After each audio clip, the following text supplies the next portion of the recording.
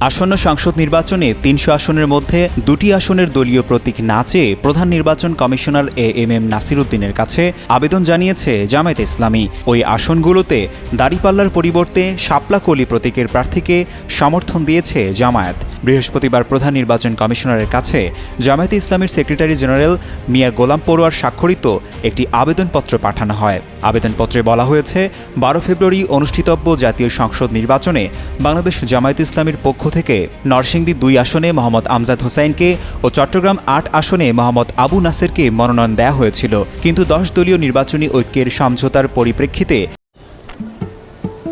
কি বুকে বাংলাদেশ আর হাতে বিদেশি, এই যে হোয়াইট প্লাস প্রো সেনসিটিভ স্কয়ারের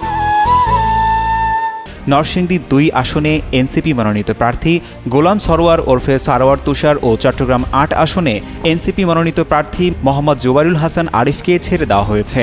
ওই ২ আসনের জামায়াতের মনোনীত প্রার্থী দুজন যথাসময়ে তাদের মনোনয়নপত্র প্রত্যাহার করতে পারেননি, তাই ওই ২টি আসনের ব্যালট পেপারে দাড়িপাল্লা প্রতীক না রাখার জন্য অনুরোধ করা হয়েছে। জামায়াতকে ধন্যবাদ জানিয়ে নরসিংদী ২ আসনের এনসিপি প্রার্থী তার ফেসবুক স্ট্যাটাসে বলেন, জোট প্রার্থীর প্রতি পূর্ণ সমর্থন ও সহযোগিতার নিদর্শন রাখায় বাংলাদেশ জামায়াত ইসলামীর প্রতি শুকরিয়া জানাই।